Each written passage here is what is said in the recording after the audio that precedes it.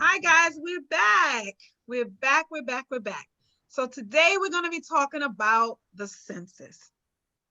The census. I feel like people already know the census is just how they count you. Every 10 years they count you.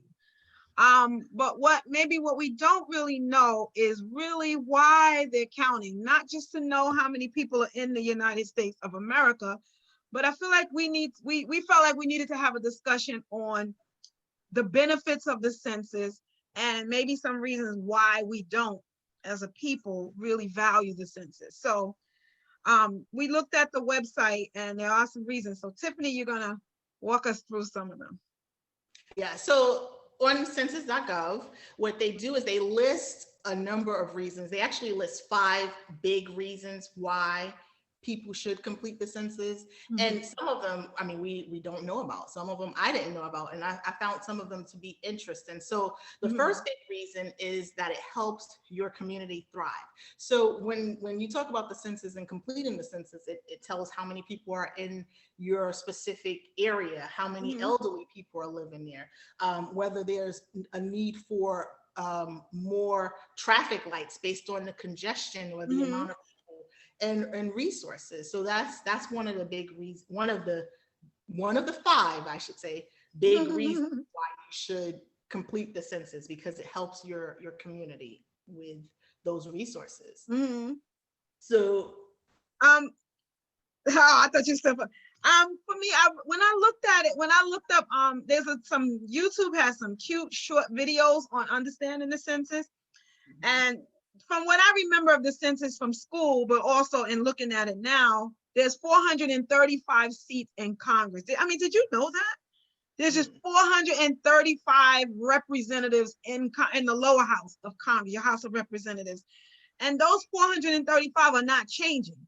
So that number, how many representatives we get is based on how many people are in our population. So your state, Florida, Texas, New York, and California are the biggest states. So we have the most representatives. So each representative, those 435 members, they get several hundred thousand of of the people that they represent.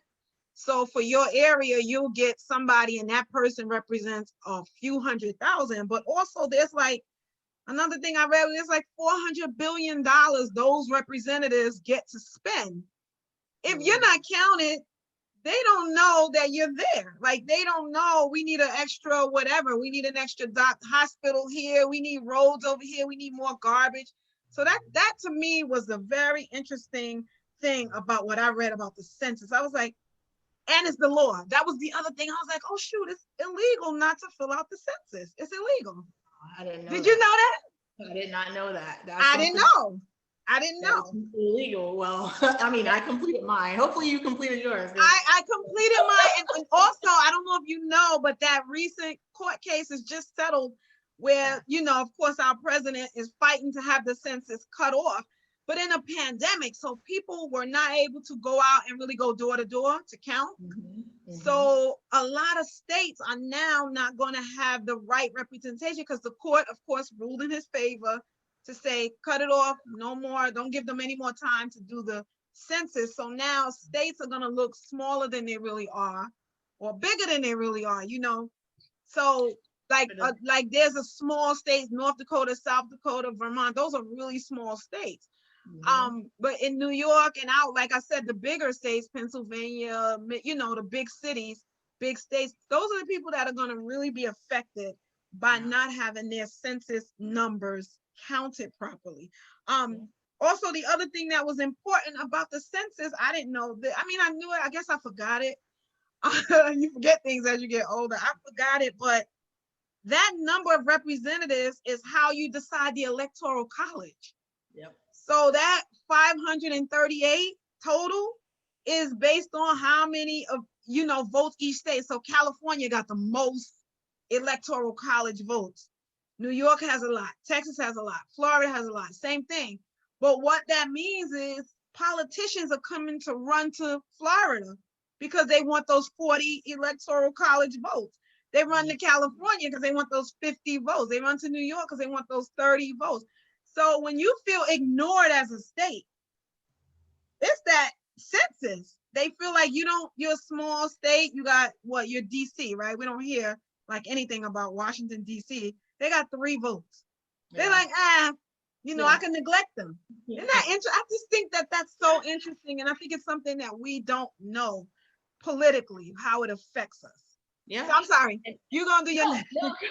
No, go ahead. And that was one of the other things that they said on that site was to make the government work for you. Like you said, with highways, with different aspects of, let's say, stadiums, depending on the amount of people. One of the things that I found interesting out of those 5 was that you get help in times of need. So when you speak about the 911 resources, when you speak about the need for community resources, actually, it was a funny thing on here. It says in 1992, when Hurricane Andrew hit in South Florida, what happened, what they did was they used the census information to figure out how many people possibly needed to be rescued from each block.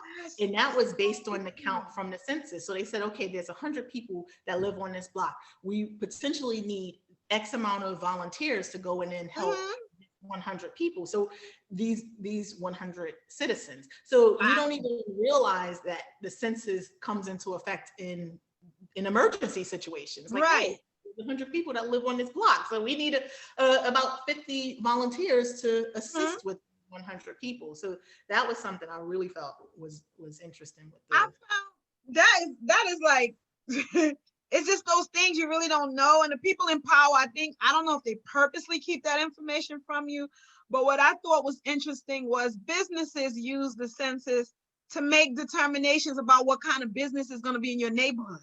Yes. And so when I live in the hood.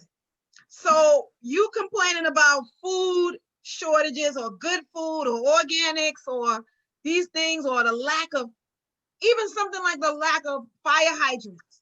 Like, just not realizing that they're using the census to make determinations about how many people actually live in your area. Yeah. To know how many grocery stores, how many schools you need in the area. Like now, you got to walk extra miles to get to the next school or a better school because you live in an area. I was reading something, I think when they were talking about COVID, they were saying that there's some states that only have 1 hospital. Can you imagine? No. And you in a pandemic? No. 1 hospital. In the Midwest, they were saying in the Midwest, there's another one in another area where it's like 3 states share 1 hospital. They either have 4 people in that state, or they have a lot of people that don't take the census or don't understand or use the census for those resources. Well, what I know about the Midwest is a lot of times it's Hispanics, which we'll talk about why people don't do the census. Yeah. But I know in New York, it's a lot of immigrants, West Indian and other nationalities, that they don't do the census because, you're thinking you're going to be counted and then deported, ISIS. So, but I know, I'm saying, but I know in the Midwest, it's heavily probably Hispanic. So I'm thinking maybe that's why, but I just think that's crazy. 1 hospital for an entire state. Yeah. Wow. And when are we noticing hospital importance? Now, during a pandemic. That we never thought about that before. Yeah, it's definitely needed right now. So that's interesting. I didn't realize that. One of the final things that it talked about on the site was you can help yourself and your family. So after 72 years, the census data becomes public. And so that it was a something in the movie. I think you said Hitch, right? Where Hitch. Yes, you can actually look back on your family. Yeah. He wanted to impress her, so he went and did something like the records. He looked up some records and he found her great grandfather. What's her name? Eva Mendes? Yeah, Eva Mendes's character. He was dating her. Yeah, and she was shocked, but he had used the census. And you could use the census to go find out when your people came here. And originally the census, which is like from the 1700s, they just did a straight up head count. Yeah. It's how many people, I guess your your gender, your age, maybe when you were born and that kind of stuff. I mean, now the census is like really, really, I'm going to confess that when I was thinking about relocating, I went and looked up census data because I wanted to know what area I was moving in. And some of the census data will show you gender, race, they show you occupation, they show you median salary, they show you the age group. So I was like, okay, I'm going to move with my child to some area and I'm going to move with a bunch of older people and he's not going to have anybody to, So I use that data. That time I used it because I actually wanted to know political values because I don't want to move somewhere where I feel like I'm going to be discriminated against. So I went and looked at the census. Okay. I really did. That's good. I think that's really good. But the problem that we keep saying is if those people that did not take the census, you may get there and there's a bunch of young people that just didn't yeah. And you're like, wait, I thought my son wouldn't have a bunch of people or friends to play with. So, I mean, it's very important to take the census. And speaking of what you were talking about with a term which we hear a lot, but a lot of people probably don't understand the true meaning behind it, is gerrymandering. The gerrymandering of based on the census, and remember this is done every 10 years. So let's say the census is done now. So for the next 10 years, we can't make a change to our population, our citizen, well, not our citizen, our population. And when you see those statistics come, you'll see statistics based on census. And that's just the people that's reporting. So there's an underlying factor that we don't see. Like you said, there's some that are scared to take the census. There are some that are, just don't want to be bothered with it and don't understand the importance of it. But you're not informed. If you're not informed, and don't you think that census is so important, right? Census is so important. Don't you think it's funny? Wordplay, right? Corny wordplay. Don't you think it's funny that they don't offer any incentives? Like they don't say for the state, like states don't offer more incentive to really get out there and really count the numbers. I just think they'll just send you them in the mail, right? You just get it in the mail, fill it out. And then you might get a reminder, but you really don't get like these kind of drives, you know what I mean? Like how we voter registration drive. Right, the voter registration drive, when you campaigning, when we campaigning for elections and all of that. And so that's why I think what we're doing is very important, because if you're just watching and you really don't, I mean, you got 10 years, you can't really count yourself if you didn't. Like you said, it's over. But just to be aware of that and just being suspicious, because why is it that they don't really push for us to know? And I think because it affects communities of color more than anything. I think because we're the ones, I mean, rich people are going to be rich. They're going to be able to take care of whatever it is, doctors, medical stuff. Potholes are not bothering them in their neighborhoods. They're gated communities, but it's really the people in the, not just people of color, but people of the poor, to understand. The same people that are affected by everything, poor, minority, old people, same thing, all the time. Yeah, and that's key. So when we speak about the census, let's get into the political side of it, and like you said, how it affects your representatives. Now, one thing I want to say is gerrymandering. I'm going to give a specific layman's definition of what it is, and I'm gonna read it. It's the intentional changing of election boundaries for the benefit of one party over the other. Now, one thing is that the party that's in power gets to choose the map. So isn't that crazy? It is crazy, and I'm going to give you an example. If I was able to choose who I wanted on my NBA team, I would choose LeBron. You make my example. No, you make my. Sorry, but okay, your team may be different than mine. What I'm gonna do, I would choose LeBron James, Jimmy Butler, Steph Curry, Klay Thompson, and Draymond Green for my starting lineup. Okay. Throw in Anthony Davis and Rajon Rondo, and that's who I'm going to pick every single time, the best of the best. But even in the NBA, if you notice, the worst performing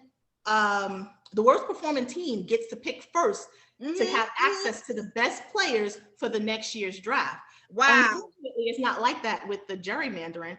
Those in power that drew the lines for the election gets to draw it again, regardless of the other losers on the other side. They get to stay in power and they get to draw those election boundaries. So that's the crazy. I think it's crazy too. Well, and the NBA knows that it should be done the opposite way, where you let the odd man out go let first. the losers go first, right? Let the losers go. But it's this idea of to the victor belongs the spoils. That's an old political term. It means if you win, you get everything. Pirate, you the pirate, you get on that ship, you capture it, you get everything, and it's not fair, and it's angering, right? Yeah. But when you're the one in power, it's a little more fair, right? Well, I mean, if I was, like I said, if I was to choose those NBA teams, I would choose the best players every single time, regardless. And especially if I got to go first, then I would just keep building on my best team. I would just add more people. Now I'm not add LeBron James' son to my team next because he's younger. So So wait a minute, let me ask you. So now for what was that team? They had like a super. What was that team? They had like everybody. It was nonsense. They had so many. It was basketball and it was recent, and it seemed like it was LeBron but it was like they had like an astronomical amount of good players, and it just seemed like, oh, who was it? The Warriors, and unfortunately for my Heat fans, the Lakers. Right now, it's the Lakers. I mean, they're stacked. They have so many of the best players: Anthony Davis, Dwight Howard, Rajon Rondo. I mean, they have a see. So you can't. I mean, I thought he had a chance, but I'm sorry. They gave okay, so you're basketball. I'm baseball. Okay. Now, right now, that looks like the Houston Astros. Okay. I'm a Yankee fan, but the Houston Astros, it was crazy. They had the top 4 best pitchers in baseball, like Garrett Cole on one team, and it was like, so in a playoff, with the best of 7, you got to win 4. Right? In the best of 7, that's the top 4 with an ERA of 0.1. Like nobody scores a run. So that looked like that to me. So that's really what gerrymandering is. In your best case, I had, when I wrote it down, I wrote, imagine picking your best team. Yeah. So in gerrymandering, if you are the governor, the representative for that state, like right now, 2020, Republicans have the majority, right? So now they get to gerrymander up over the place. So now you're going to reread your district. They're going to redistrict according to, so that in the next election, they'll win. Yeah. Yeah. And that's been happening for years and years. But the good thing, what I feel, is that a lot of courts are striking down doing the boundaries based on partisan or racial and color, right? Based on race. So that's promising. I mean, maybe it'll just be a square or a circle or a triangle instead of, hey, let's go all the way up this line and down this line and across this line, just so I can meet the criteria that I want. I think they were saying recently North Carolina, and I forgot who else. It was North Carolina was one of them that had redistrict. So if you live in North Carolina, they had redistrict the area, and this is what I read that they did. They got 2 options when they redistrict. They split or they pack, right? You read that? They was like, so if you have a map of a state, right? Just a silly old map of a state, they will split it. Like if it's all, like if the Democrats, let's say right now, if they scared the Democrats are gonna win and the Democrats are all spread out, they will just split it. So they make you over here and put you in with the majority Republicans, so your vote really doesn't count. Yeah. And they'll put you over here, so they split you. So you and I, let's say we were 2 Democrats. They would split us up. So you go over here with all the Republicans, you go over here with all those Republicans. That's one way. And then the other way I read that they did it, they pack you all up in one district. Yeah. So that you're not counting for the whole of the state. You just count for that one little area. So it's like, minorities in, like, let's say in Texas, they'll do like a lot of minorities are in Houston, right? So they'll just pack them all up in, okay, so make y'all all in Houston and make the lines. And then the whole Austin and all them other places will be all Republican. Yeah. So that now you have, you get to vote, we'll give you your vote, but it ain't going to count for the majority. It's not so that when we get our representatives for who's going to be the president, how we're going to spend the money, who's going to win for the mayor, we've redrawn the line. Let me tell you, it's very angry when you think about it. It does make you angry, but that's where it should motivate you to get involved. Get involved, possibly run for office, volunteer for a politician that you like, or get involved with some type of political, like I said, politics is everywhere. So you want to get involved in some type of area where we can make changes to those nuanced areas. And then the census is one aspect. We should always take it. I would say in the next 10 years, 2030, let's take it. And it's a reason, like you said, why they feel, okay, let's stop it before it gets counted all the way. Because if you really want it to be fair, you would want everybody counted. Look at the elections. You want everybody to count. Yeah. So, but you really don't. You need to get involved and get active to where you even if it's not an outward activism, you can become active with your learning of these. And systems. With your money, you can donate to certain PACs and stuff. Yes. One of the things I found fascinating was that this gerrymandering is from the 1800s, and it's that guy Eldridge Gerry, I think that's his name, and he's from like Massachusetts somewhere, and he was like, we should as representatives, we should elect our voters. The voters don't elect the people. Wait, the voters don't elect. The voters don't. The voters don't elect the representative. The representative elects the voter. Yep. So can you imagine that I get to pick who picks me? Yeah. That's gerrymandering. I love that. If I was on the winning end of it, I would love it. Yeah. I want to pick you, and you. Yes. Can you imagine you have a court case and you get to pick your jury? Yeah. Well, I mean, technically, I guess we'll get into that.